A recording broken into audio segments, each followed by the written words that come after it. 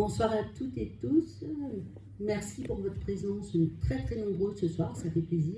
Et merci à Jean-Baptiste pour avoir hésité avec son équipe d'organiser ce débat. Alors en ce qui concerne, je commencerai moi particulièrement par l'activité économique, parce qu'on a vécu une période, surtout les commerçants, les différents commerces de proximité, ont vécu quelques mois très très difficiles. Donc moi je pense que le rôle du mairie, c'est vraiment de les réaccompagner un peu plus fortement en termes de concertation, d'accompagnement aussi économique, de veiller à ce que le schéma urbanisme mis en place corresponde réellement à leurs besoins à l'heure actuelle.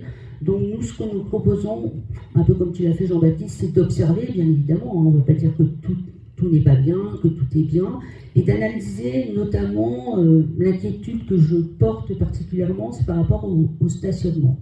Moi, je pense que l'esplanade des Frères Méhus avait été acquise après quelques années de négociations pour permettre d'avoir une grosse poche de stationnement à proximité des commerces. Donc là, je reste persuadée qu'on peut faire plus que 13 places de stationnement. Peut-être un détail comme ça en cours de débat, mais c'est important de le souligner. Après, les commerçants, en fait, ont besoin de concertation, qu'on écoute leur avis aussi également. Ce sont les piliers de la vie économique de notre commune, au même titre que les artisans, les entreprises, l'agriculture aussi, j'y reviendrai tout à l'heure. Et il est nécessaire de leur permettre d'être accompagnés, écoutés, mais réellement écoutés, et pas juste mis devant certains plans, certains faits accomplis. Je pense aux agriculteurs aussi. Depuis ce mandat-ci, il n'y avait plus de référent pour l'agriculture.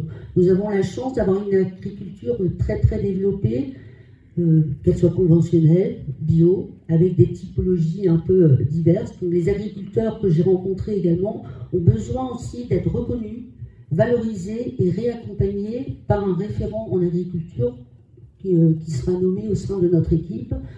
Et nous leur avons proposé, ils ont réellement apprécié cette méthode, de faire des rencontres régulières, tout type d'agriculture confondue, parce que je pense que chacun a sa place au sein d'une commune, une communauté de communes. Donc c'est vraiment, on est à l'écoute et construire avec. C'est très très important aussi de remettre en considération les agriculteurs qui ont peut-être, semble-t-il, été un peu oubliés durant ces quelques années. Après, l'aménagement du bourg. Bon, c'est vrai que nous, on n'aurait peut-être pas fait de la même chose, mais respect, hein, chacun a son projet, son programme, rien à dire là-dessus, hein, on est d'accord, Josiane, on en a déjà discuté. Moi, je pense que l'aménagement du bourg aurait dû aller jusqu'au dernier commerce au niveau du cimetière, parce que ces commerçants-là auraient pu également aussi bénéficier d'un cadre un peu plus sympathique et plus joli. La mairie est également une entité importante avec un parking qui aurait pu être réaménagé aussi également d'une façon un peu plus paysagère, au même titre que le parking de l'espace Rafalin. Après, je vais passer au bâti foncier que nous avons sur la commune. Bon, je ne veux pas dire que c'était pas de bon augure ce qui s'est passé tout à l'heure, mais nous avons quand même une grosse rénovation à faire sur certains bâtiments. Il y a la salle omnisport qui prend l'eau, la salle de tennis de table qui est un peu défaillante, hein, alors que il reste des vestiaires à mettre, une ventilation un peu plus adaptée à mettre en place.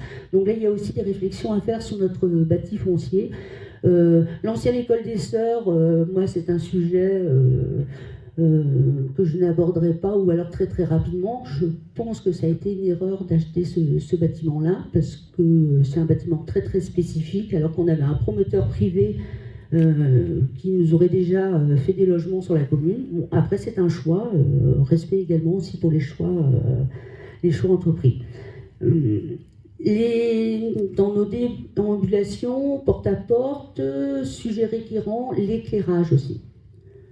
Beaucoup de personnes nous ont remonté le fait que ça se coupait trop tôt le soir, ça s'allumait à différentes horaires en fonction des quartiers. Donc là, je pense qu'avec la population, il faut qu'on remette un peu tout ça à plat et qu'on régule grâce au plan LED les horaires d'amplitude de l'éclairage. Après, il y a le soutien aussi pour les énergies renouvelables. Notre projet à ce niveau-là est relativement clair et déjà pensé depuis très longtemps. Nous avons sur la commune une entreprise spécialisée au niveau du bois. Donc les chaudières bois sont un système qui ont fait leurs preuves dans beaucoup de communes. On peut mutualiser une chaudière bois, par exemple ici il y a un espace public, il y a la mairie à côté, donc on peut mutualiser ce type d'énergie renouvelable aussi en étudiant un peu les attendus, les retours sur investissement et quitte à le mutualiser ailleurs sur d'autres bâtiments de la commune.